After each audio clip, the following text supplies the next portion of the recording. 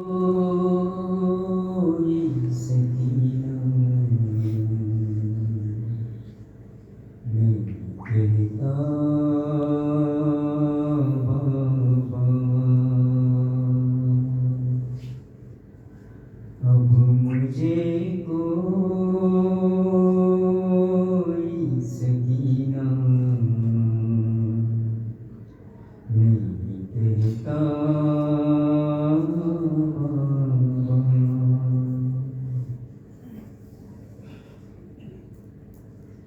कैद कहता है कोई, कैद कहता है कोई यतीम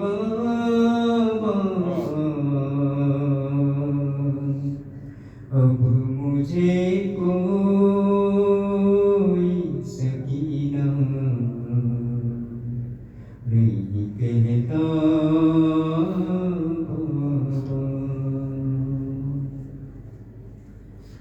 मैं बयां कैसे करूं अपनी मुसीबत तुमसे,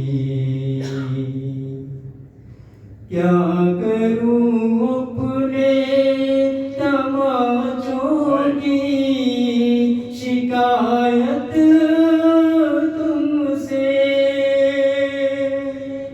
सुनती हूँ दादीन क्या, सुनती हूँ दादीन खाया था तमाचा बाबा, अब मुझे कोई सकीना नहीं कहता बाबा। नील रुखसारों पे बीनाई भी जिसकी कम हो, उम्र हो 4 बरस और कमर में खम हो, आपने देखी है क्या, आपने देखी है क्या ऐसी ज़ईफ़ा बाबा, अब मुझे कोई सकीना नहीं कहता बाबा। खून बेशीरी से अंदाज़ा किया था मैंने, आपका चेहरा तो पहचान लिया था मैंने, आप पहचानोगे कैसे मेरा चेहरा बाबा, अब मुझे कोई सकीना नहीं कहता बाबा। आप थे दूर तो मैं सारे सितम से दी रही, रो परी कूफे के दरबार में सह न सकी, आपके सामने जब आपके सामने जब शिमर ने مارا بابا، اب مجھے کوئی سکینہ کہتا بابا، قید کہتا ہے کوئی، قید کہتا ہے کوئی، کوئی یتیمہ بابا، اب مجھے کوئی سکینہ کہتا بابا۔ اور محمد بن مسلم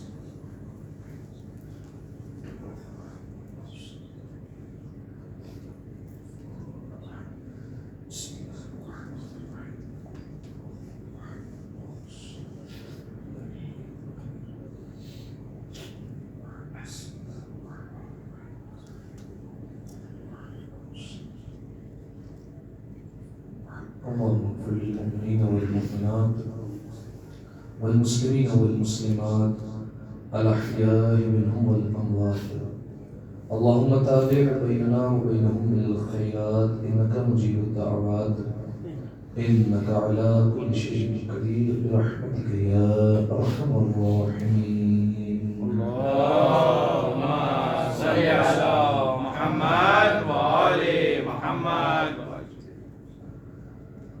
أعوذ بالله من الشيطان اللعين الرجيم. بسم الله الرحمن الرحيم. الحمد لله الذي يخلق ولم يخلق ويرزق ولا يرزق ويطعم ولا يطعم، ثم الصلاة والسلام على عبدك ونبيك وصفيك ورسولك وخيرتك من الخلق أبي القاسم محمد. اللهم صل على محمد وآل محمد وعلى أهل بيته الطيبين الطاهرين المعصومين المظلومين، سيما ابن عمه علي عليه السلام، وهو النبأ العظيم والصراط المستقيم والقرآن الكريم، وهو الصديق الأكبر والفاروق الأعظم وحبل الله المتين وإمام المسلمين ووصي رسول رب العالمين، واللعنة الدائمة على أعدائهم أجمعين. أما بعد، فقد قال الله سبحانه وتعالى في محكم كتابه المبين: بسم الله الرحمن الرحيم. ولا تستوي الحسنة ولا السيئة، ادفع بالتي هي أحسن، فإذا الذي بينك وبينه عداوة كأنه ولي حميم. صلوات على محمد وآل محمد. اللهم صل على محمد وآل محمد. سامعین محترم، عزیزان گرامی قدر، ابتداء کلام میں آپ تمام محبان اہل بیت اور اس شاکر امیر المؤمنین کی خدمت میں فرزند بطول، وارث رسول، فاطمی من فاطمیین، ہاشمی من ہاشمیین، علوی من علویین، ابن الخیرتین، فرزند حسن اور حسین، باقر العلوم امام محمد باقر علیہ السلام، اللهم صل على محمد وآل محمد کی شہادت کی تعزیت اور تسلیت پیش کرتا ہوں، اور بالخصوص اس مجلس اور اس فرش اعزا کے حقیقی وارث زمانے کے امام کی خدمت میں تعزیت اور تسلیت پیش کرنے کے لیے ایک دفعہ مل جل کر بآواز بلند صلوات کیا اللہم صلی علی محمد و آل محمد۔ یقیناً باعث فخر ہے ہمارے لیے یہ بات کہ ہم لوگ در اہل بیت سے وابستہ ہیں، اور بھری کائنات میں ہم ایک ایسے دروازے پر بیٹھے ہوئے ہیں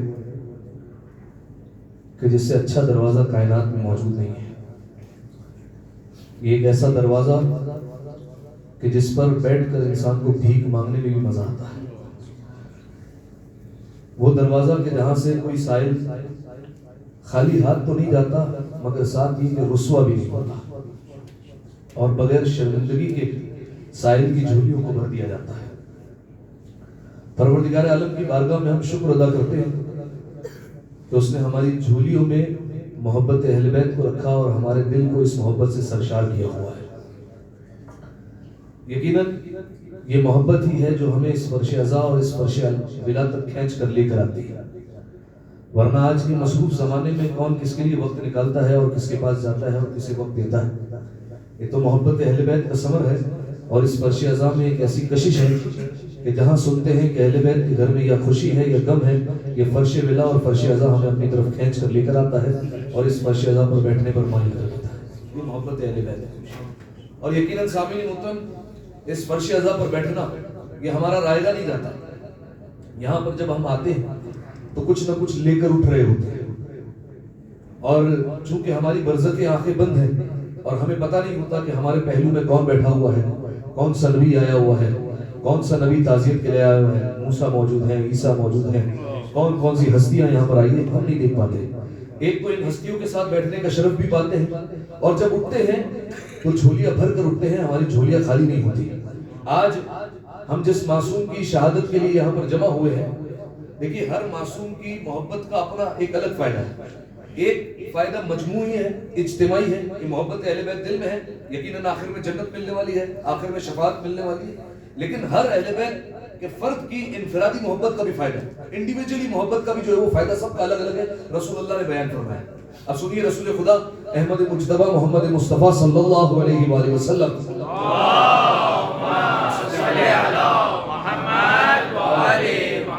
فرمان سنیے رسول اللہ کا فرمایا، من احب ان یلقى اللہ عز وجل قریر العین، فرمایا جو چاہتا ہے کہ پروردگار عالم سے ملاقات کرے اور اس حالت میں ملاقات کرے قریر العین کہ اس کی آنکھیں ٹھنڈی ہو چکی ہوں، اس عالم میں ملاقات کرے۔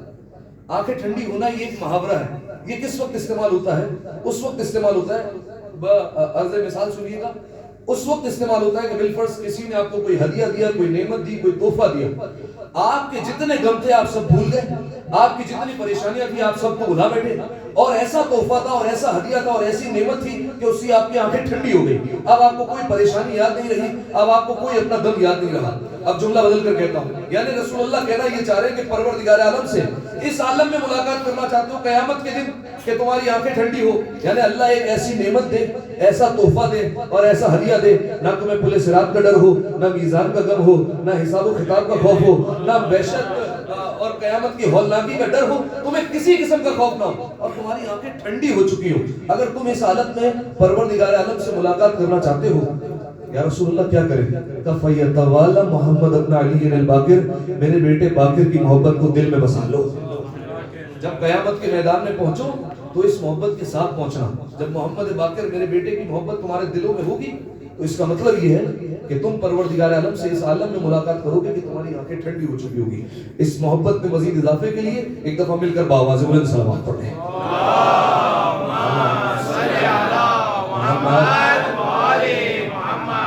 سامعین محترم، آج کی اس بابرکت اور روحانی مجلس عزا کے لیے جس آیہ مجیدہ کو آپ کی خدمت میں نے پیش کیا، اس کا تعلق سورہ مبارکہ فصلت سے ہے۔ سورہ فصلت قرآن مجید کا 41واں سورہ، اور اس سورے کو حامیم سجدہ بھی کہا جاتا ہے کیونکہ اس سورے میں واجب سجدہ موجود ہے۔ اس کی 34ویں آیت میں نے آپ کے سامنے پیش کی، اور اس آیت کا پیغام انتہائی خوبصورت پیغام ہے۔ اس آیت میں پروردگار عالم اچھے اخلاق اور عفو و درگزر سے پیش آنے کا فائدہ بیان کر رہا ہے. بعض لوگ سوال کرتے ہیں مولانا صاحب فلاں بندے سے ہماری بنتی نہیں اور حالانکہ ہمارا رشتہ دار ہے, یہ ہمارا بڑا قریبی دوست ہے, انتہائی ہمیں اس سے الفت اور محبت ہے, لیکن وہ ہے کہ ہمارے لیے دل میں بیر رکھ کر بیٹھا ہوا ہے, وہ ہے جو دل میں کینہ رکھے ہوئے ہے, وہ ہے جو دل میں نفرت کو پالے ہوئے ہیں. تو سامنے سے جواب ملتا ہے آپ اس سے اچھے سے پیش آئے. مولانا صاحب ہم کیوں اچھے سے پیش آئے, کیا فائدہ ہوگا؟ سنیے آیت. پروردگار عالم قرآن مجید میں کہہ رہا ہے, آیت کا ترجمہ محفوظ کیجیے اور نتیجے تک آپ پہنچ جائیں گے. پروردگار عالم ارشاد فرماتا ہے, توجہ, وَلَا تَسْتَوِي الْحَسَنَةُ وَلَا السَّيِّئَةُ, فرمایا یاد رکھو اچھائی اور برائی یہ آپس میں کبھی برابر نہیں ہو سکتے, ان دونوں کا کوئی مقابلہ بنتا ہی نہیں ہے, ان دونوں کا مقایسہ اور کمپیریزن کیا ہی نہیں جا سکتا. اچھائی اور برائی آپس میں برابر نہیں ہو سکتے, جس طریقے سے علم اور جہل برابر نہیں ہو سکتے, جس طریقے سے نور اور ظلمت برابر نہیں ہو سکتے, جس طریقے سے قرآن اور صحیح بخاری برابر نہیں ہو سکتے, بالکل ویسے ہی پروردگار عالم نے قرآن مجید میں کہا وَلَا تَسْتَوِي الْحَسَنَةُ وَلَا السَّيِّئَةُ, یاد رکھو اچھائی اور برائی یہ آپس میں کبھی برابر نہیں ہو سکتے, ان کا کوئی مقابلہ نہیں ہے, یہ کبھی بھی برابر نہیں ہوں گے. اچھائی اچھائی رہے گی, برائی برائی رہے گی. ادفع باللتی ہی احسن, فرمایا اگر کوئی تمہیں برے نام سے یاد کرے یا برائی کرے تمہاری, تو تم کیا کرو, کہ تم اس سے اچھے سے جواب دے دو, تو مجھے اچھے طریقے سے اسے رپلائی کرو, اچھے طریقے سے بات کر لو اس سے. ہوگا کیا میرے مالک؟ فرمایا فَإِذَا الَّذِي بَيْنَكَ وَبَيْنَهُ عَدَاوَةٌ, فرمایا وہ جو عداوت اور دشمنی تم دونوں کے درمیان پائی جاتی ہے, اچھے اخلاق کا فائدہ یہ ہوگا كَأَنَّهُ وَلِيٌّ حَمِيمٌ, یہ دوستی دشمنی میں بدل جائے گی, یہ دشمنی دوستی میں بدل جائے گی. پروردگار عالم اس دشمنی کو دوستی میں تبدیل کر دے گا اور دلوں میں نفرت کے بجائے محبت آ جائے گی. یہ فائدہ ہے اچھے سے رپلائی کرنے کا اور اچھے سے بات کرنے کا. اب آپ پوری تاریخ اہل بیت کو کھنگا لیجئے, آپ کو یہی اہل بیت کا کردار ملے گا. اب مثالیں دیتا رہوں, کچرا پھینکنے والی ہے رسول اللہ پر, رسول اچھے سے بات کریں گے تو وہ کلمہ پڑھے گی, ٹھیک ہے. امیر المومنین کے گلے میں رسی ہوگی, اخلاق اچھا ہوگا تو یہودی مسلمان ہو جائے گا. امام حسن کی خدمت میں شام سے آنے والا شخص گالیاں دے گا آ کر, لیکن امام حسن علیہ السلام کا کردار دیکھ کر وہ متاثر ہوگا اور کلمہ پڑھتے جائے گا اور کہتے ہوئے جائے گا اللہ بہتر جانتا تھا رسالت کو کس خاندان میں رکھنا ہے. یہی معاملہ پانچویں امام محمد باقر علیہ السلام کی زندگی میں تھا.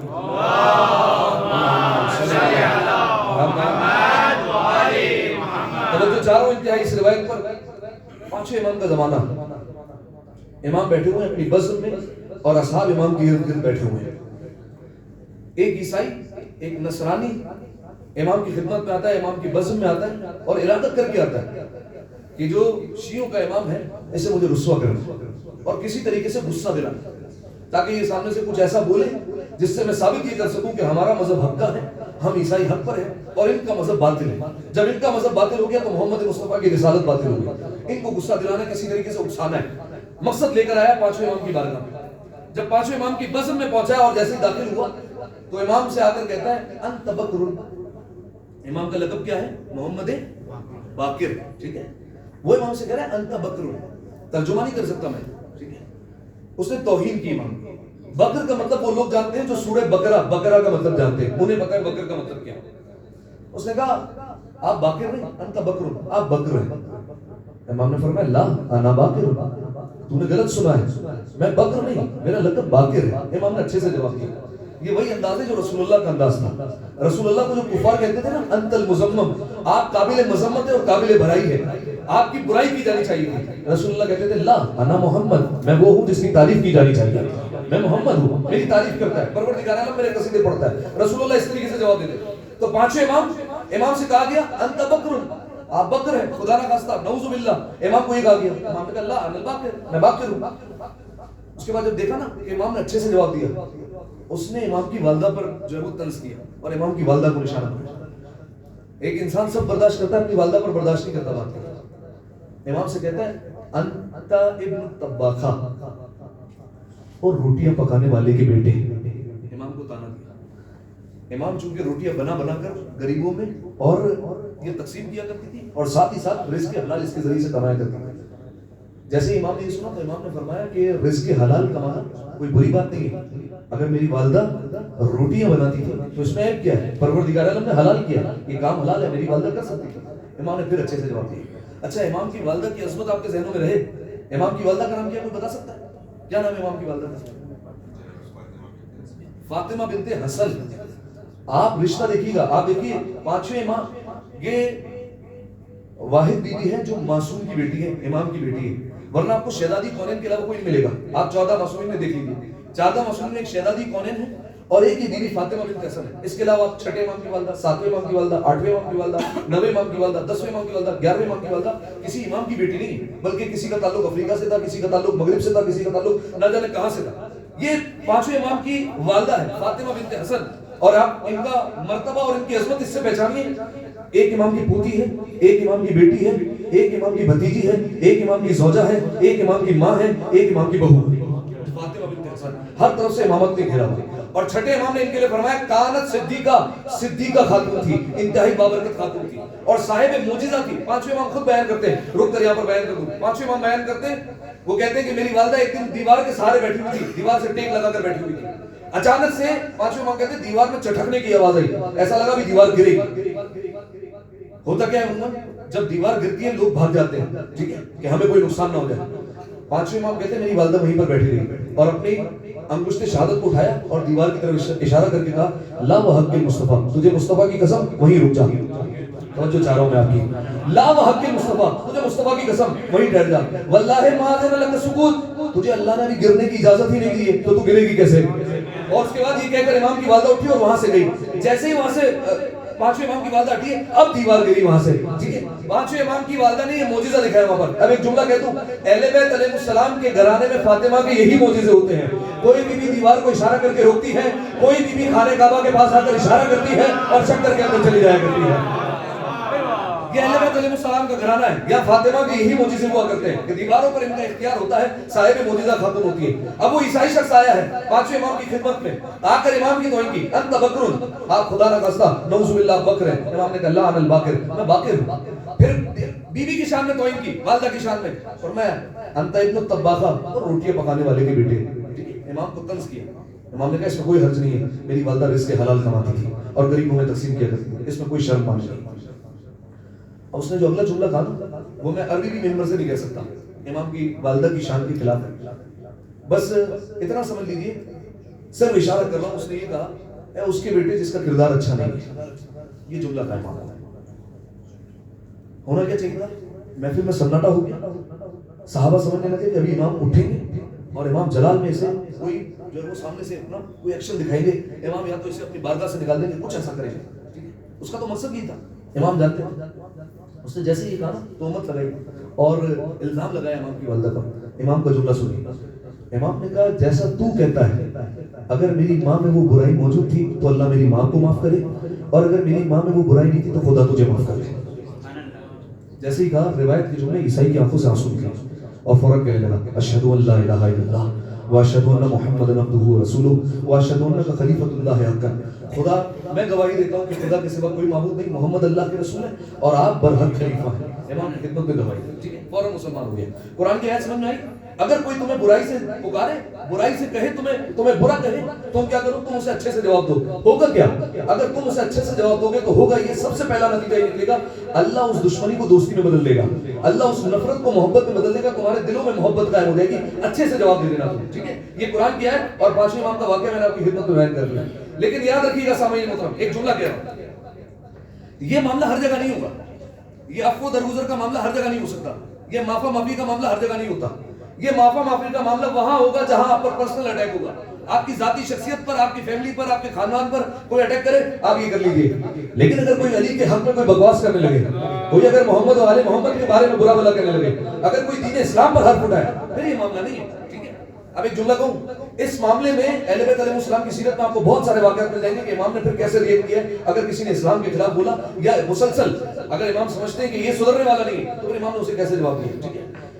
بلکہ آپ سن لیجیے جناب ابو ذر کے متعلق. جناب ابو ذر, اب رک کر 2 جملے جناب ابو ذر پر میں ضرور کہوں گا. اس کی وجہ یہ کہ کل جناب ابو ذر کی شہادت گزری ہے, 5 ذی الحجہ. جناب ابو ذر صحابی رسول, ان کے متعلق 2 جملے سنیے, 1-2 روایت, اور پھر جو ہے وہ 5ویں امام کی جو ہے وہ میں شخصیت پر آتا ہوں. جناب ابو ذر کون ہے؟ یہ جندب بن جنادہ نام ہے, اور ان کا کمال یہ ہے کہ انہوں نے کبھی بھی بت پرستی نہیں کی, ٹھیک ہے. دوسرے آپ کو بڑے بڑے مل جائیں گے جو 40 سال تک جو ہے وہ کنکر کو شنکر مانتے رہے, لیکن جو ہے وہ جناب ابو ذر کے متعلق آپ کو نہیں ملا. جناب ابو ذر ان کا شمار ہوتا تھا حنفا میں. حنفا کون لوگ ہوتے تھے؟ حنفا وہ لوگ ہوتے تھے جو پروردگار عالم کی نعمتوں پر غور کرتے تھے اور کہتے تھے کہ یہ خدا نہیں ہو سکتا. بالکل سورج یہ تو ڈوب گیا, یہ خدا نہیں ہو سکتا. چاند یہ رات کو تھا کل دن میں نہیں ہوگا, یہ خدا نہیں ہو سکتا. یہ جناب ابوذر کا شمار ان لوگوں میں ہوتا تھا. لیکن جب رسول اللہ کے پاس آئے تو اسلام فوراً قبول کر لیا. انہوں نے بت پرستی نہیں کی. لیکن جناب ابوذر ایک اور خاصیت یہ ہے کہ ان کا شمار ان گنتی کے صحابہ میں ہوتا ہے جنہوں نے جناب سیدہ کا جنازہ پڑھا. جناب سیدہ کا جنازہ پڑھنے کی ہر ایک کو اجازت نہیں تھی. امیر المومنین نے ہر ایک کو بلایا بھی نہیں تھا. جناب ابوذر تھے کہ جب آئے تھے تو امیر المومنین نے جناب ابوذر کو گلے لگایا تھا اور جناب ابوذر سے کہا تھا کہ زہرا اب اس دنیا میں نہیں رہی اور جنازے میں بلایا. جناب ابوذر اس میں شامل ہوتا ہے, نام شامل ہوتا ہے جناب ابوذر کا. جناب فاطمہ کا جنازہ پڑھنے والوں میں دو باتیں تھیں. تیسری بات سنیے, جناب ابوذر وہ میں نے کہا نا دین پر بات آ جائے تو بڑے بے باک تھے, کہہ دیا کرتے تھے. سنیے میرے پہلے سنت کا حوالہ رکھتا ہوں, اس حوالے سے پیش کر رہا ہوں آپ کے سامنے. دوسری خلافت کا زمانہ ہے, مسلمانوں کے یہاں دوسری خلافت جو ہے اس کا زمانہ ہے. یہ زمانہ وہ تھا کہ جب حدیث نقل کرنے پر پابندی لگ گئی تھی. ٹھیک ہے, کوئی حدیث ایک دوسرے کو بیان نہیں کر سکتا. میں کسی اور کو حدیث بیان نہیں کروں گا, ایسا زمانہ تھا. ایک صحابی دوسرے صحابی کو نہیں بتا سکتا تھا رسول اللہ نے یہ فرمایا حدیثوں پر پابندی لگائی. کیوں؟ وجہ یہ تھی حدیث پر پابندی لگانے کی کہ اگر حدیث بیان ہوگی تو اس کا نتیجہ یہ نکلے گا کہ اہل بیت علیہ السلام کے فضائل بیان ہوں. لہٰذا اہل بیت علیہ السلام کے فضائل بیان نہیں ہونے چاہیے, حدیث پر پابندی لگا دی گئی.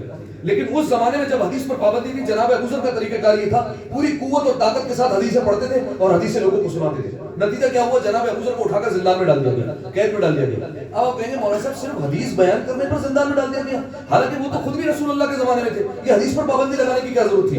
جناب ابوذر کا جملہ بتائے گا کہ جناب ابوذر ایسی کون سی حدیثیں پڑھتے تھے جس کی وجہ سے انہیں زندان میں ڈالا گیا. سنیے جملہ, جب جناب ابوذر کو زندان میں ڈالا جا رہا تھا حدیث نقل کرنے پر, تو جناب ابوذر نے ایک جملہ کہا, تم مجھے زندان میں ڈالو یا قید میں ڈالو, میں علی کے فضائل پڑھنا نہیں چھوڑ سکتا. میں علی کے فضائل بیان کرتا رہوں گا, علی کے فضائل پڑھنا نہیں چھوڑوں گا. لہذا جناب ابوذر کی یہ عادت تھی.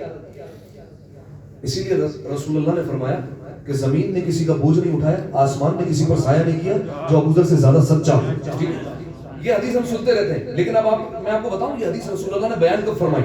اب سنیے گا, اگر آپ کی توجہ ہے تو ایک دفعہ صلوات عطیہ کریں مل کر آواز بلند.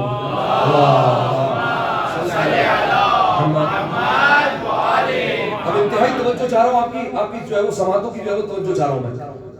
یہ اس وقت رسول اللہ نے بیان فرمایا تھا کہ ابوذر تمام اصحاب میں بیٹھے ہوئے ہیں, سارے اصحاب مسجد نبوی میں حلقہ لگا ہوا ہے, اصحاب کا ہجوم لگا ہوا ہے اور جناب ابوذر ان میں, اور اصحاب کیا کر رہے ہیں؟ اپنے اپنے فضائل پڑھ رہے ہیں, ہر ایک اپنے فضیلت بیان کر رہا ہے. ٹھیک ہے, اچھا وہ پہلی بات تو ہے, ہم اصحاب تو کہتے ہیں لیکن جو ہے وہ دراصل وہ اصحاب نہیں تھے, منافق تھے جن کے لیے سورہ منافقون اتری ہے. سارے بیٹھے ہوئے اور سارے اپنے اپنے فضائل پڑھ رہے ہیں.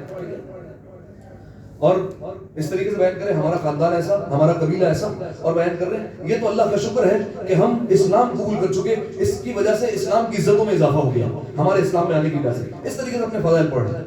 جناب ابوذر بیٹھے تھے, جناب ابوذر نے سن لیا, جناب ابوذر نے روک دیا, فرمایا تم سب کیا اپنے اپنے فضائل پڑھ رہے ہو؟ کہا پھر کس کے فضائل پڑھیں؟ کہا افضل هذه الامه علی بن ابی طالب, اس امت کے سب سے بافضیلت شخص کا نام علی بن ابی طالب ہے. کہا ابوذر خاموش ہو جاؤ. جناب ابوذر نے کہا وهو قسیم الجنت والنار, علی وہی جو جنت اور دوزخ کو بانٹنے والا ہے. کہا ابوذر خاموش کیوں نہیں ہوتے؟ کہا وهو حجت علی خلقها, علی وہی جو تمام مخلوق پر اللہ کی حجت ہے. کہا ابوذر خاموش ہو جاؤ. کہا وهو صدیق هذه الامه وفاروقها, علی اس امت کا صدیق بھی ہے, فاروق بھی ہے. یہ لقب علی کے ہیں, چرائے گئے ہیں بعد میں. یہ لقب علی کے ہیں, علی کے لیے کہا گیا صدیق اکبر, علی کے لیے کہا گیا فاروق اعظم, یہ لقب بعد میں چرا لیے گئے. لیکن ابوذر نے فضائل پڑھنا شروع کیے. ایک صحابی تھے جن کا نام تھا ابو امامہ, اٹھے اور رسول اللہ کے پاس آئے. اچھا وہ دیکھ کر گئے, جب جناب ابوذر فضائل پڑھے تھے تو ہوا کیا, لوگوں نے ابوذر سے منہ پھیر لیا. اعرض عن وجهه, ابوذر سے منہ پھیر کے ادھر بیٹھ گئے. وانکر قولو, ابوذر کو کہنے لگے کہ جو ہے وہ پتہ نہیں کیا کیا باتیں کر رہا ہے. ٹھیک ہے, وہ کذبوا, اور کہنے لگے ابوذر بہت جھوٹ بولتا ہے. ٹھیک ہے, کہا کیا ابوذر بہت جھوٹ بولتا ہے. ٹھیک ہے, اور منہ پھیر کر بیٹھ گئے. نا وہی والا مزاج, کیا ہر وقت علی علی کرتے رہتے ہیں, کیا ہر وقت علی علی لگایا ہوا ہے, کوئی تبلیغ ہونی چاہیے. ٹھیک ہے, وہی بات ہے.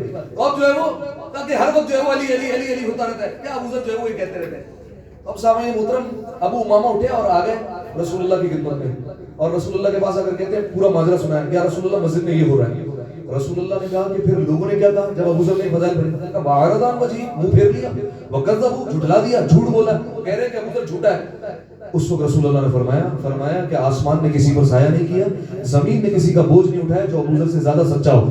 یعنی جو ابوذر کو سچائی کی سند ملی ہے وہ علی علی کرنے سے ملی ہے. جو سچائی सच्चाई की सनद मिली है वो किस वजह से मिली है? अली अली करने की वजह से, जिक्र अली करने की वजह से जनाब अबू ज़र को ये सच्चाई की सनद मिली है। अब एक सवाल यहाँ पर उठेगा और मैं आपसे सवाल करता हूँ, रसूल ने फरमाया जमीन ने किसी का बोझ नहीं उठाया और आसमान ने साया नहीं किया जो अबू ज़र से ज्यादा सच्चा हो, तो बताइए अहले बैत ज्यादा सच्चे या अबू ज़र ज्यादा सच्चा? रसूल ने तो कुल्ली फरमाया अबू ज़र से ज्यादा कोई सच्चा नहीं है। अब कौन सच्चा है ज्यादा? ये सवाल रह जाता अगर दर आले मोहम्मद ना होता। रावी है, आया है छठे इमाम की खिदमत में। अब जवाब सुनिएगा, अगर इस्तिदलाल पसंद है तो आवाज को आवाज से मिलाइएगा। छठे इमाम की खिदमत में आकर कहता है कि जनाब अबू ज़र आप लोगों से ज्यादा सच्चे। इमाम ने फरमाया ऐसा तो क्यों कहता है? फरमाया क्योंकि रसूलुल्लाह ने फरमाया जमीन ने किसी का बोझ नहीं उठाया, आसमान ने किसी को साया नहीं किया जो अबू ज़र से ज्यादा सच्चा हो। तो आप भी जमीन पर रहते हैं, जमीन ने आपका भी बोझ उठाया और आसमान ने आप पर भी साया किया, तो अबू ज़र आप लोगों से ज्यादा सच्चा होना चाहिए। इमाम ने उससे सवाल किया, इमाम ने फरमाया महीने की तादाद कितनी है? कहता है 12। इमाम ने कहा इसमें मोहतरम कितने हैं, इकराम वाले कितने हैं, जिसमें जंग हराम है? कहता है 4। कहा कौन कौन से? फरमाया रजब, ज़िलकद, ज़िलहज, मुहर्रम, ये 4 महीने हैं, इसमें जंग हराम हो जाती है और ये मोहतरम महीने अल्लाह के। इमाम ने फरमाया इन 4 महीनों में माह रमजान आता है? कहा नहीं, माह रमजान तो नहीं आता। इमाम ने कहा फिर ये बता कि ये 4 महीने अफजल या माह रमजान में जो एक रात शब कदर आती है वो अफजल? और जो 4 ये 4 महीने अफजल या माह रमजान में एक रात जो शब कदर आती है वो अफजल? का नहीं, शब कदर अफजल है। इमाम ने गोया ये कहा, इमाम ने पैगाम दे दिया कि देखो सारे महीनों के जितने भी फजाइल हो, चाहे जितना बाफजीलत महीना हो, जैसे सारे महीने मिलकर एक शब कदर का मुकाबला नहीं कर सकते, वैसे सारे सहाबी मिलकर अहले बैत का मुकाबला नहीं कर सकते हैं।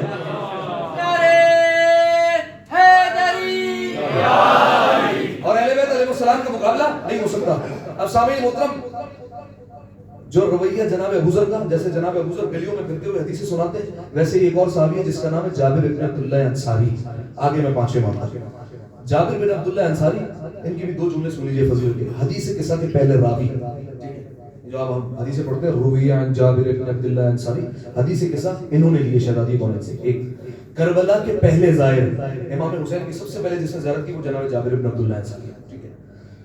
5वें इमाम तक का दौर देखने वाले रसूलुल्लाह ने कहा था जाबिर तुम मुलाकात करोगे मेरे 5वें बेटे से, और इसमें उसका नाम मेरे नाम पर होगा, वह शमाइलु शमाइली, उसके हुलिया, उसके अखलाक, उसका किरदार सब मेरे जैसा होगा। जब उससे मिलो, मुलाकात करो, मेरा सलाम पहुंचा देना। उसका लक़ब क्या होगा? बाक़िरु इल्मिन नबिय्यीन, नबियों के इल्म को शिगाफ्ता करने वाला उसका लक़ब होगा। जाकर मेरा सलाम दे देना उसको, ठीक है।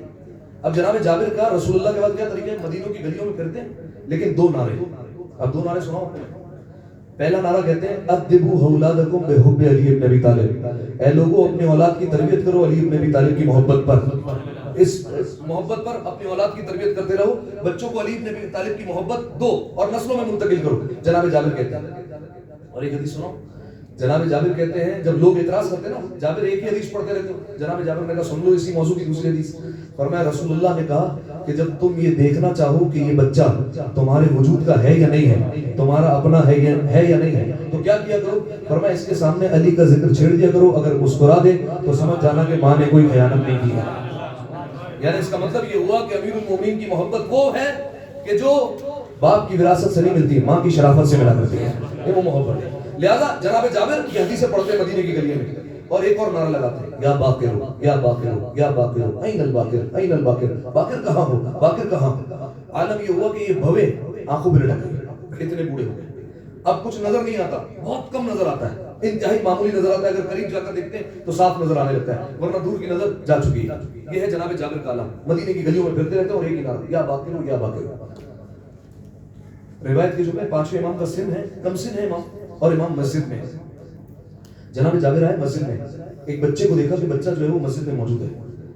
जनाब जाबिर ने उस बच्चे को देखा और कहा कि तुम्हारा नाम क्या है, किसके बेटे? तो फरमाया मैं अली इब्न हुसैन का बेटा। कहा तुम्हारा नाम क्या है? कहा मेरा नाम मोहम्मद बाकिर है। जनाब जाबिर कहते हैं जरा 2 कदम मेरे शहजादे आगे आना। इमाम मोहम्मद बाकिर चल कर आ गया। कहा 2 कदम जरा पीछे जाना, 2 कदम पीछे गए। कहा जरा कुछ बोल कर दिखाना। इमाम बाकिर बोलने लगे, उसके बाद कहने लगे अल्लाह अकबर अल्लाह अकबर, खुदा की कसम वैसे ही चलता है जैसे मोहम्मद चलता था, वैसे ही बोलता है जैसे मोहम्मद बोला करते थे, वही अंदाज है, वही रफ्तार है, वही गुफ्तार है। इमाम बाकिर ने कहा जाबिर अब बातें करते रहोगे या वो सलाम भी पहुंचाओगे जो मेरे नाना ने दिया था? सलाम दो मुझे। जाबिर ने सलाम पहुंचाया कि आपके नाना ने आपको सलाम दिया है। इमाम बाकर ने कहा मेरे नाना पर भी सलाम हो और है जाबिर तुम पर भी सलाम हो, क्योंकि तुम जरिया बने इस अमानत को पहुंचाने का। और उसके बाद रिवायत के जुमले जनाब जाबिर ने कदमों पर हाथ रख दिया पांचवें इमाम के और कहने लगे कि ऐ फर्जंद रसूल आपने सलाम तो पहुंचा दिया, एक और चीज आपसे चाहता हूं। कहा क्या? फर्जंद रसूल शिफात की जमानत दे दे कि आप मेरी शिफात कर देंगे, यानी जैसे मैं आपको ढूंढता ढूंढता मदीने की गलियों में आप तक पहुंचा और आपको सलाम पहुंचाया, वैसे आप मैदान महशर में मेरे पास आएंगे और आप मेरी शिफात करेंगे, इस बात की जमानत दे दे। रिवायत के जुमले देखिए, जाबिर ने कहां हाथ रखे? कदमों पर। जाबिर की उम्र क्या है? तकरीबन 90 बरस। और इमाम बाकर की उम्र क्या है? 3-4 साल। इमामत का बचपना है। जनाब जाबिर ने पैगाम दिया, देखो सहाबियत का बुढ़ापा इमामत के बचपने के बराबर नहीं हो सकता। एक बात ये। दूसरा पैगाम दूं, जनाब जाबिर से मैं कहूंगा, जाबिर तुम्हारी सफेद दाढ़ी है, बाल सफेद हो चुके हैं, भवे लटक आई है, इतने बूढ़े हो चुके हो और कदमों पर हाथ रख रहे हो, एक कमसिन बच्चे के कदमों पर हाथ रख रहे हो। जनाब जाबिर कहे भाई इतनी ये जवाब दे। जनाब जाबिर कहेंगे देखो मैं ये बताना चाह रहा हूँ और पैगाम देना चाह रहा हूँ, सहाबियत जितनी भी बूढ़ी हो जाए और इमामत जितने भी बचपने के आलम में हो, मैं ये पैगाम देना चाह रहा हूँ कि सहाबियत शिफात लेने वाली होती है, इमामत शिफात देने वाली हुआ करती है। एक दफा सलवात अदिया कर दे मिलकर आवाज़ बुलंद।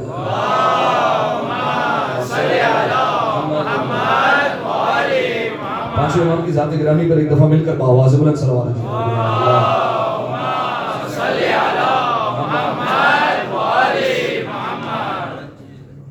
लक़ब है बाक़िरुल इल्म, ठीक है, जो रसूलुल्लाह ने बयान फरमाया और रसूलुल्लाह ने खुद कहा इस्मुहु इस्मी, उसका नाम मेरे नाम पर होगा, मोहम्मद होगा उसका नाम। और उसके बाद का लक़ब होगा उसका बाक़िरुल उलूम। ये भी पूरा लक़ब नहीं है, हम कह देते हैं बाक़िर। बाक़िरुल उलूम भी पूरा लक़ब नहीं है। बाक़िरु उलूमिन नबिय्यीन, एक रिवायत में ये बाक़िरु इल्मिल अव्वलीन वल आखिरीन, यानी अव्वलीन और आखिरीन के इल्म को शिगाफ्ता करने वाला या नबियों के इल्म को शिगाफ्ता करने वाला। अब मैं इमाम बाकिर के इल्म पर क्या बात करूं और कितनी रिवायतें आपको सुनाऊं। एक जुमला कहता हूं, अगर आप वसूल कर सके और इमाम की इल्मियत आपको समझ में आ जाएगी कि इमाम का इल्म कितना बुलंद है। एक जुमला कहता हूं, कहूं जुमला? एक जुमला। क्या कहते हैं इमाम मोहम्मद बाकिर के इल्म का और कैसे अंदाजा लगा जाए? जिसके शागिर्द का नाम जाफर सादिक हो उसे मोहम्मद बाकिर कहा जाए। इससे बढ़कर जुमला नहीं, इससे बढ़कर जुमला हो भी नहीं सकता। जिसके लायक तरीन और पहले शागिर्द का नाम जाफर सादिक हो उसे मोहम्मद बाकिर कहते हैं। अब आप सोचिए पांचवें इमाम की इल्मियत क्या होगी और इल्म का मर्तबा क्या होगा और कितना इल्म होगा। ठीक है, अब देखिए कई रिवायतें मैं पेश कर सकता हूं, एक रिवायत पेश करनी और बात जो है वो तमाम कर देंगे।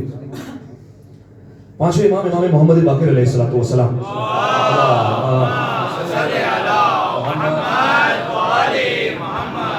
पांचवें इमाम मस्जिद में अबू बसीर है, ये भी इमाम का बामारिफत साहबी है। अबू बसीर आए इमाम के पास और इमाम की खिदमत में बैठ गए, बातें होती रही और इमाम बाकिर ने कहा, अपने अल्फाज में रिवायत सुना रहा हूं। इमाम बाकिर ने कहा अबू बसीर तुम क्या समझते हो जैसे तुम हमारी विलायत से मुज़य्यन हो वैसे परवरदिगार आलम ने हर एक को विलायत दी है। अबू बसीर कहते हैं नहीं मौला, हमारे माशरे में और हमारी मस्जिद में ऐसे लोग हैं, कुछ लोग आपकी विलायत रखते हैं, आपकी मोहब्बत रखते हैं और कुछ लोग नहीं रखते। इमाम ने फरमाया कि ऐ अबू बसीर क्या तुम मुझे देख सकते हो? कहा मौला आपको देख सकता हूं, तभी तो आपसे बात कर रहा हूं। इमाम ने कहा तुम्हें क्या लगता है ये जो सारे मस्जिद में बैठे ये सब मुझे देख पा रहे हैं?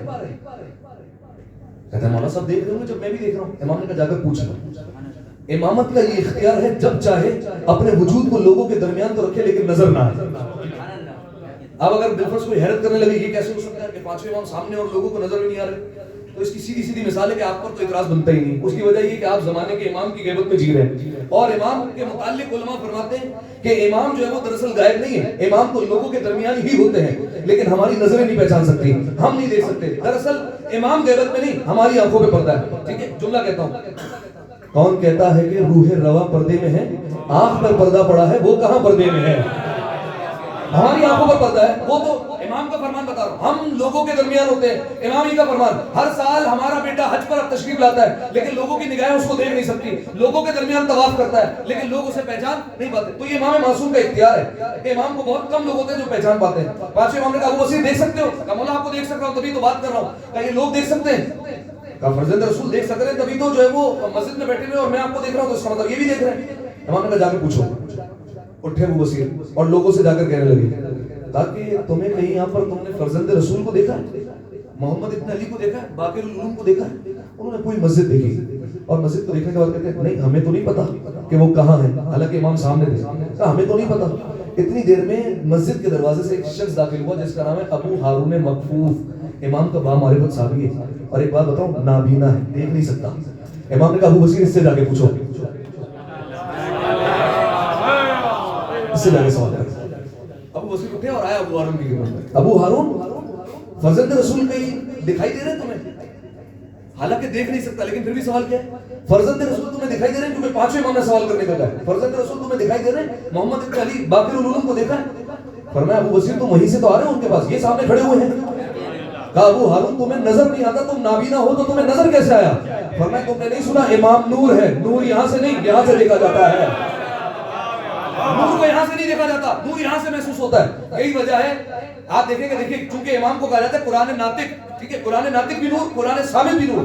یہی وجہ ہے کہ بلکہ جو ہے وہ عالم کا نام میرے ذہن سے نکل گیا، ایران کے ایک عالم، ان کے سامنے جو ہے وہ قرآن کی آیتوں کو اور لوگوں کے جملوں کو مخلوط کر کے پیش کیا گیا، نابینا تھے وہ، اور ان کے سامنے قرآن رکھا گیا، اس میں قرآن کی آیتیں بھی ہیں، لوگوں کی باتیں بھی ہیں، آرٹیکلز بھی ہیں، اور اخبار کی جو ہے وہ خبریں بھی ہیں، ساری چیزیں، اور کہا کہ بتائیے اس میں یہ قرآن ہے یا کچھ اور ہے؟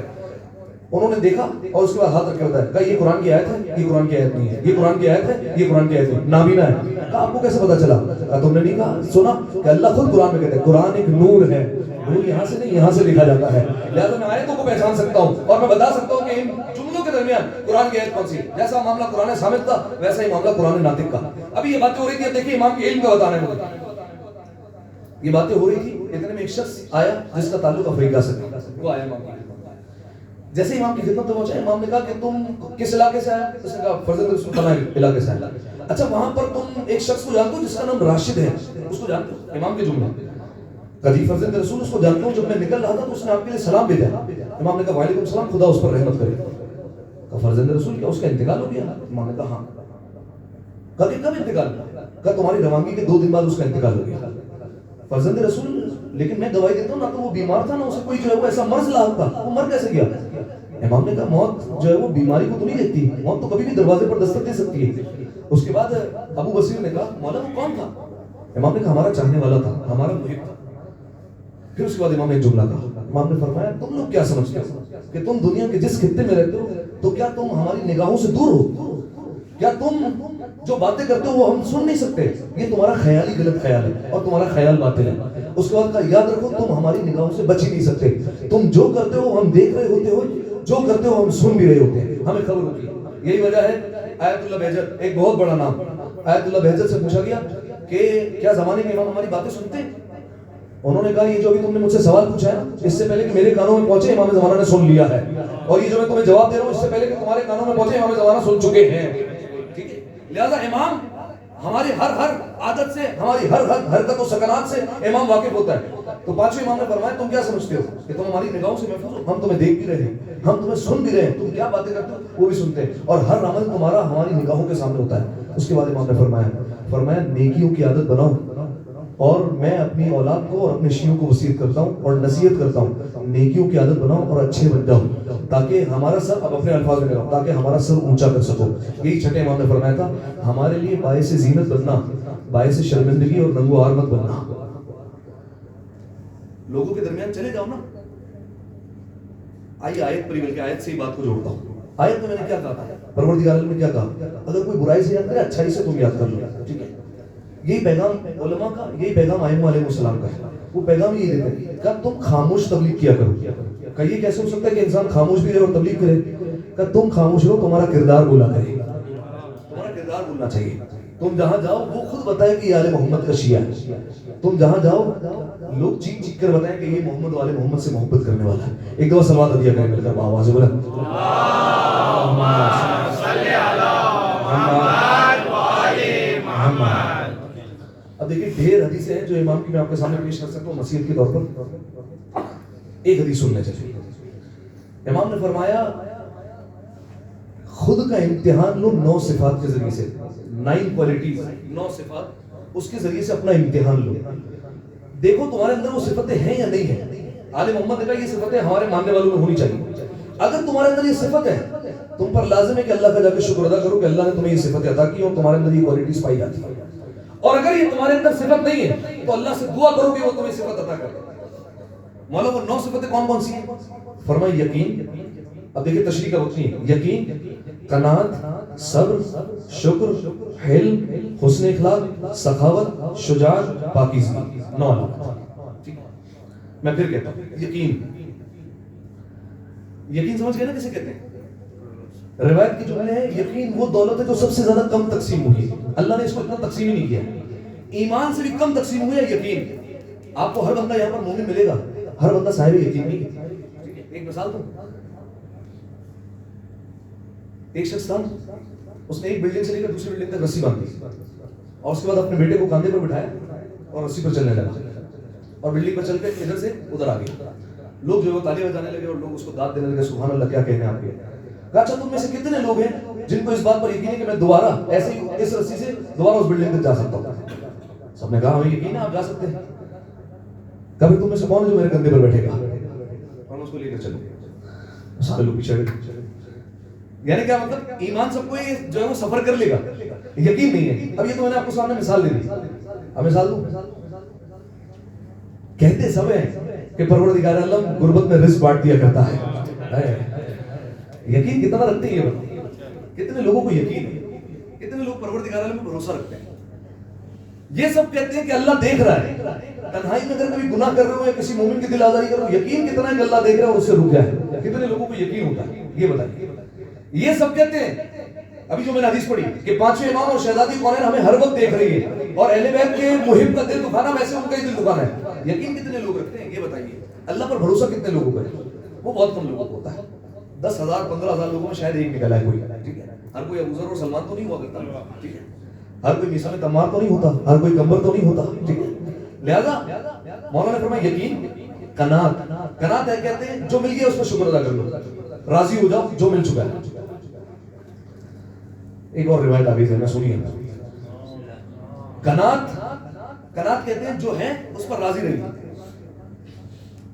روایت کی جملے اگر قناعت تم نے اپنا لی نا، کبھی بھی فقیر نہیں ہو سکتے تم، کبھی بھی غربت نہیں آئے گی اگر قناعت ہے تمہارے پاس، جو ہے اس پر راضی ہو. اب میں آپ کو جناب ابو ذر کے حوالے سے سنا نا آپ نے. جناب ابو ذر اور جناب سلمان کی بات سن لیجیے. جناب ابو ذر نے ایک دن جناب سلمان کو دعوت پر بلا لیا. جناب سلمان اور جناب ابو ذر دسترخوان پر بیٹھے. جناب سلمان نے کہا ابو ذر کھانا لے آؤ، بلکہ الٹا ہے معاملہ. جناب سلمان نے جناب ابو ذر کو دعوت پر بلایا. ابو ذر آئے اور سلمان کے دسترخوان پر ہے. ابو ذر نے کہا سلمان کھانا لے آؤ. جناب سلمان گئے اور سوکھی روٹیاں لے کر آئے. حضور دعوتیں ایسے بھی ہوتی تھی اور ایسے بھی دعوت کی جا سکتی ہے. وہ دعوت کسی کام کی نہیں جس میں ریاکاری ہے. وہ ایک کام مومن کو کھانا کھلانا کسی کام کا ہی نہیں جس میں ریاکاری آ جائے اور اخلاص نہ ہو. سوکھی روٹی کھلا رہا ہوں انسان، لیکن اگر دل اس بات پر آمادہ ہے کہ اس کو کھانا اس لیے کھلا رہا ہوں کیونکہ اس کے دل میں فاطمہ کی محبت ہے، تو بندہ کامیاب ہے. ٹھیک ہے، جناب سلمان نے سوکھی روٹی رکھی. ابو ذر نے ایک جملہ کہا اگر نمک مل جاتا تو کتنا اچھا ہوتا.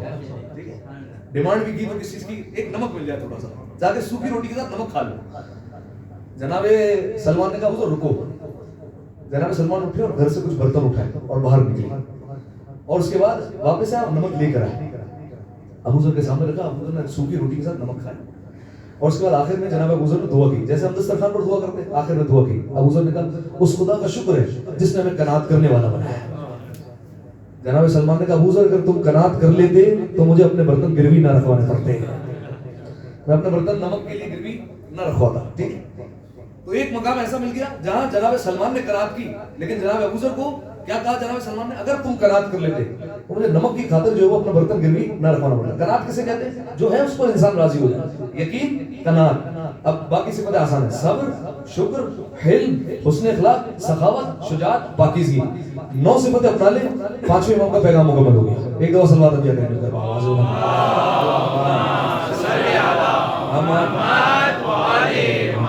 درود کو ذرا زحمت سمجھ کر نہیں، عزت سمجھ کر اگر باواز بلند پڑھ دیا.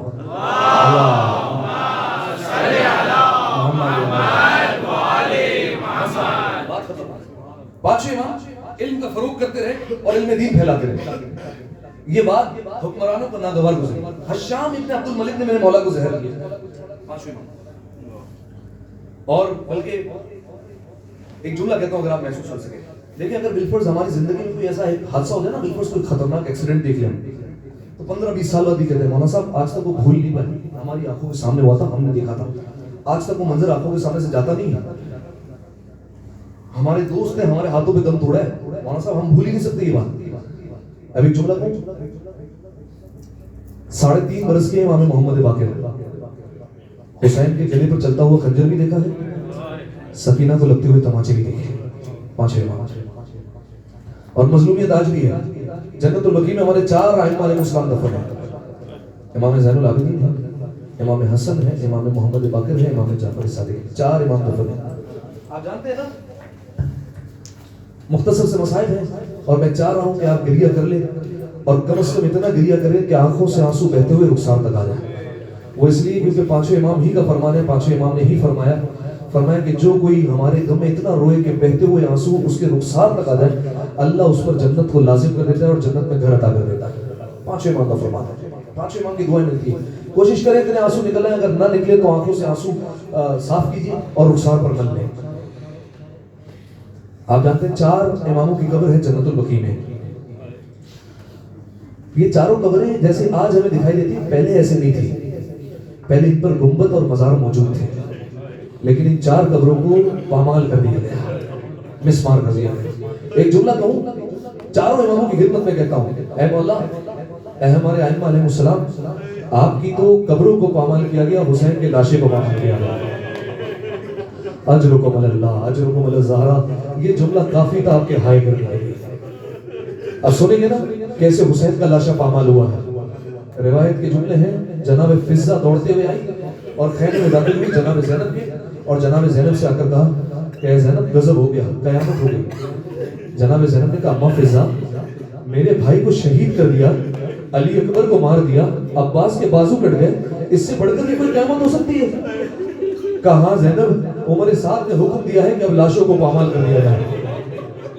پامال بچوں کے لیے کہہ رہا ہوں، پامال کا مطلب ہوتا ہے لاشے کو کچل دینا، یہ ہے پامال کا مطلب۔ جناب زینب دروازہ خیمہ پر آئی، در خیمہ پر آ کر کھڑی ہو گئی اور دیکھتی ہے عمر سعد نے حکم دیا، سارے لاشوں کو ایک صف میں لگا دیا گیا ہے، سارے لاشیں پڑے ہوئے ہیں، اور عمر سعد نے کہا گھوڑوں کی نال بندی کی جائے۔ میں بچوں کے لیے کہہ رہا ہوں، گھوڑوں کی نال بندی کہتے ہیں گھوڑے کے سنوں میں لوہے کے سن لگا دینا، تاکہ اگر وہ کسی کے جسم پر پڑے تو ہڈیاں بھی توڑ دیں اور پسلیاں بھی توڑ دیں، اس کو کہتے ہیں گھوڑے کی نال بندی کرنا۔ اب سنیں گے سامعین محترم، جناب زینب در خیمہ پر کھڑی ہیں، دیکھ رہی ہیں 10 گھوڑ سوار ہوئے ہیں گھوڑ سوار پر، جناب زینب دیکھ رہی ہے۔ اچانک سے مسلم ابن حسینہ کا قبیلہ آگے آیا، لاشا ہٹا لیا، کہا ہم اپنے سردار کا لاشا پامال نہیں ہونے دے سکتے۔ حبیب ابن مظاہر کا قبیلہ آگے بڑھا، لاشے کو ہٹا لیا، ایک ایک صحابی کا قبیلہ آگے بڑھتا گیا، لاشے کو ہٹاتا گیا، حتیٰ کہ جناب علی اکبر اور جناب عباس کی ماں کے قبیلے آگے بڑھے اور لاشوں کو ہٹا لیا گیا۔ عزادارو، جناب زینب دیکھ رہی تھی ابھی کوئی آئے گا، میرے ماں جائے گا لاشا ہٹائے گا۔ عزادارو کوئی نہ آیا، اکیلا کریم زہرا کا لاشا کربلا کے دشت میں پڑا رہا۔ عزادارو، دائیں کے گھوڑے بائیں طرف ہو گئے، بائیں کے گھوڑے دائیں طرف ہو گئے۔ عزادارو، حسین کی پسلیاں توڑ دی گئی۔ اجرکم اللہ، اجرکم الزہرا۔ نہیں عزادارو، ایسے نہیں کریں گے، اپنی صداؤں کو بلند کیجیے گا۔ آپ کے حوصلے کے لیے جملہ کہتا ہوں، امام صادق ابو بصیر سے کہا کرتے تھے، ابو بصیر روتا کیوں نہیں ہے؟ کمالا رو تو رہا ہوں، رومال گیلا ہو چکا ہے رو رو کر۔ کہ نہیں ابو بصیر، جب ہمارے غم میں رویا کر، ایسے رویا کر جیسے ایک بوڑھی ماں جوان کے لاشے پر روتی ہے۔ عزادارو، صداؤں کو بلند کرنا، 5 امام کا ماتم ہے، آپ نے تابوت اٹھانا ہے، یقیناً خواتین میں فاطمہ زہرا موجود ہوگی، شام سے جناب زینب اور جناب سکینہ بھی تشریف لائی ہوگی، اپنی صداؤں کو بلند کرنا۔ بس عزادارو، آپ نے سنا امام حسین کے لاشے کو پامال کیا گیا۔ سنیں گے امام محمد باقر کی زبانی 2 جملے سنیں۔ امام محمد باقر سے کسی نے آ کر پوچھا، فرزند رسول، ہم نے سنا ہے کہ جس وقت حسین کو زلجنہ سے گرایا گیا، عزادارو یہ جملہ ایسا تھا جس پر آپ نے رونا تھا، حسین کو زلجنہ سے گرا دیا۔ عزادارو جانتے ہیں نا، ہر قبیلہ کہہ رہا تھا حسین کو گرا دو، ہر قبیلہ کہہ رہا تھا حسین کو گھوڑے سے گراؤ، ایک شور مچا ہوا تھا کربلا میں کے میدان میں، حسین کو جلدی گرا دو۔ آج جانتے ہیں عزادارو اس کے لیے کس بیوی نے بندوبست کیا ہے؟ روایت کے جو ہے شب عاشور، نافع ابن ہلال راوی کا نام ہے، کہتا ہے میں نے دیکھا حسین رات کے وقت جنگل کی طرف نکلے، اندھیرا ہے، امام حسین جا رہے ہیں۔ نافع ابن ہلال کہتا ہے میرے دل میں خوف آیا رات کا وقت ہے, کوئی زہرا کے بیٹے پر حملہ نہ کر دے. کہتا میں پیچھے پیچھے چلنے لگا کہ کوئی نقصان نہ پہنچائے. کہتا ہے اچانک سے امام رک گئے اور امام نے مڑ کر دیکھا اور کہا نافع میرے پیچھے کیوں آ رہے ہو؟ کہا فرزند رسول رات کا وقت ہے, زمانہ آپ کا دشمن ہے, میں نہیں چاہتا کوئی آپ پر حملہ کرے. اچھا نافع آؤ میرے ساتھ آؤ. اس کے بعد امام نے نافع کا ہاتھ پکڑا اور لے کر چلے. سنیے گا عزادارو, اس کے بعد امام نے کہا نافع اس مقام کو دیکھ رہے ہو؟ کہا مولا. کہا یہاں میرا جوان بیٹا علی اکبر گرے گا. اس کے بعد کچھ آگے چلے. کہا نافع اس مقام کو دیکھ رہے ہو؟ کہا ہاں. کہا یہاں پر قاسم کا لاشا پامال ہو جائے گا, یہاں میرا حبیب گرے گا, یہاں مسلم ابن حسیدہ گرے گا, یہاں جون غلام حبشی گرے گا. ایک ایک کا مقام بتاتے رہے. اس کے بعد نافع ابن ہلال نے کہا مولا یہ مقام کون سا ہے؟ ایسا لگتا ہے کسی نے صاف کیا ہوا ہے, ایسا لگتا ہے کسی نے کنکریاں ہٹا دی ہے, ایسا لگتا ہے کسی نے کانٹے ہٹا دی ہے. امام حسین نے کہا نافع مدینہ سے میری ماں فاطمہ زہرا آئی تھی, ارے یہی مقام ہے جہاں تیرا غریب مولا گرے گا. میری ماں نے کانٹے ہٹا دیے تاکہ اس کے بچے پر کوئی مصیبت نہ آئے. میں ہاتھوں کو جوڑ کر کہوں گا اے شہزادی آپ نے زمین کو صاف کر دیا, لیکن میرا زمانے کا امام کہتا ہے سلام اس شہید پر جب گھوڑے سے گرا, نہ زین پر تھا نہ زمین پر تھا. حسین کا لاشا تیروں پر معلق تھا. اجرکم اللہ اجرکم الزہرا. تھکیں گے نہیں عزاداروں, اپنی آوازوں کو آزاد چھوڑیے. بس عزاداروں امام باقر سے پوچھا گیا مولا جب آپ کے جد حسین کو گھوڑے سے گرایا گیا تو ہم نے سنا ہے کہ ذوالجناح حسین کا طواف کر رہا تھا. امام نے کہا یہ سچ ہے. کہا مولا کیا وہ کچھ کہہ رہا تھا؟ امام رونے لگے اور امام نے کہا پوچھنے والے تو نے میرا کلیجہ چھلنی کر دیا. مولا ایسا کیوں کہتے ہیں؟ کہ جب حسین گھوڑے سے گرے اور ذوالجناح طواف کر رہا تھا تو وہ یہ کہہ رہا تھا ارے ہے کیسی امت ہو اپنے نبی کی, اپنے ہی نبی کے نواسے کو شہید کر دیا, اپنے ہی نبی کے نواسے کو مار دیا. اور اس کے بعد حسین کے پاس آیا اور حسین سے آ کر کہتا ہے اے مولا میں جانتا ہوں آپ کو بڑے زخم لگے ہیں, لیکن مولا ذرا سی ہمت کر کے میری پشت پر آ جائے, آپ کو اتنا دور لے کر جاؤں گا, کوئی آپ کو تلوار نہیں مارے گا, کوئی آپ کو تیر نہیں مارے گا, کوئی نیزہ آپ تک نہیں پہنچے گا. اجرکم اللہ اجرکم الزہرا. امام باقر ہی کا جملہ سنے. آپ جانتے ہیں زیادہ عصر عاشور سر سے لے کر پیر تک امام کے جسم پر زخم کی کوئی جگہ نہیں تھی. امام سجاد نے کہا تھا, امام سجاد سے کسی نے پوچھا آپ کے بابا کو کتنے زخم لگے؟ امام نے اپنی انگوش اتاری اور کہا اس نگینے کے برابر بھی میرے بابا کے جسم پر کوئی جگہ خالی نہیں تھی, اتنا حسین کے جسم پر زخم لگے. اب سنیے امام باقر کا جملہ. امام باقر نے کہا جب میرے بابا کو نیزہ مارا جاتا نا, کا جو زخم آ جاتا تو اس زخم پر ایک اور زخم دیا جاتا, پھر اس پر نیزہ مارا جاتا, اور میں ایک زخم کے اوپر میرے جد کو ایک اور زخم دیا گیا. بس عزادارو عصر عاشور وہ وقت آیا کہ اب حسین گھوڑے سے زمین پر آ گئے ہیں. عزادارو فوجوں میں کشمکش ہے, حسین زندہ ہے یا زندہ نہیں ہے. شبر ملعون آگے بڑھا اور کہتا ہے مجھے پتا ہے, میں بتا سکتا ہوں حسین زندہ ہے یا زندہ نہیں ہے. کہ تو کیسے پتا لگائے گا؟ شبر کہتا ہے مجھے معلوم ہے. آیا اور آ کر حسین کے قریب آ کر کہتا ہے حسین زینب خیمے سے باہر آ گئی ہے. حسین زینب خیمے سے باہر آ گئی ہے. یہ سنتا تھا میرا غریب مولا اپنی کولیوں کے بل کھڑا ہوا اور شبر سے کہتا ہے شبر خبردار ابھی حسین زندہ ہے, ابھی خیمے کا رخ نہ کرنا. بس عزادارو عمر صاحب نے کہا شبر حسین کو جلدی جلدی ختم کر دو. عزادارو ایک مرحلہ وہ آیا, میرا زمانے کا امام کہتا گئے وہ شبر جالس علی صدر, شبر حسین کے سینے پر بیٹھا, وہ قابض اللحیت حسین کی داڑھی کو پکڑا, حسین کے امامے کو اتارا. عزادارو خنجر بعد میں چلا. ایک جملہ سننا, شبر نے حسین کے رخسار پر ایک زور سے تماچا مارا. عزادارو ذرا سوچنا یہ سارا منظر ایک 4 برس کی بچی سکینہ دیکھ رہی تھی. کہتی ہوگی ہے شبر میرے بابا کو نہ مار. اجرکم اللہ اجرکم الزہرا. عزادارو شبر حسین کے سینے پر بیٹھا, پشت گردن سے حسین پر خنجر چلایا گیا. عزادارو ایک وقت آیا کربلا میں آواز گونجی الا قد قتل الحسین بکربلا, حسین کربلا میں مارے گئے. عزادارو ذوالجناح نے اپنی پیشانی کو خون میں رنگین کیا, دوڑتے ہوئے خیام میں آیا. عزادارو बीवियां बैन करते हुए आई। सुनेंगे सबसे पहले कौन आया? 4 बरस की बच्ची आई। देखा सुलझना की जीन लटकी हुई है, पेशानी खून से रंगीन है। सकीना ने एक सवाल किया, ये न पूछा है सुलझना मेरे बाबा को कितने तीर लगे, ये ना पूछा मेरे बाबा को कितनी तलवारें लगी। एक सवाल पूछा, या जवानो हल सुकिया भी हमको दिल लतशाना। ऐ सुलझना इतना बता दे, जब मेरे बाबा पर खंजर चला तो क्या पानी पिलाया था या प्यासा सिवा कर दिया? अरे मेरा बाबा 3 दिन का प्यासा था, कोई तो होगा जिसने पानी पिलाया हो। अदादारो हुसैन को प्यासा सिवा किया। अजरुकुम अल्लाह अजरुकुम अल-ज़हरा, आपने गिरिया किया। अदादारो इमाम हुसैन के मसाइब के लिए इमाम बाकिर ने वसीयत की थी, इमाम बाकिर को जहर मिला। अदादारो रिवायत के जुमले रो लीजिएगा, ताबूत उठाना है आपने। इमाम बाकिर का जिस्म जर्द हो गया। इमाम सादिक को बुलाया और वसीयत की है, मेरे बेटे मिना के मैदान में मेरे जद के लिए आजादारी करवाना, ताकि सारे हाजी मिलकर मेरे जद पर गिरिया करे। अदादारों गोया इमाम कहना चाह रहे हो, अदादारी करके बताना मेरे जद पर खंजर चला, मेरी फुफियों की चादर छिनी, सकीना को तमाचे लगे। बस अदादारों इमाम बाकिर ने आखिरी हिचकी ली, इन्ना लिल्लाह व इन्ना इलैहि राजिऊन। अदादारों इमाम बाकिर का जनाजा उठा, इमाम बाकिर को बकी में दफन किया गया। मैं एक जुमला कहूंगा, ऐ मौला आपका जनाजा तो उठ गया, बेटा भी मौजूद है, जनाजा भी उठ गया, बड़ी शान से जनाजा दफन हुआ।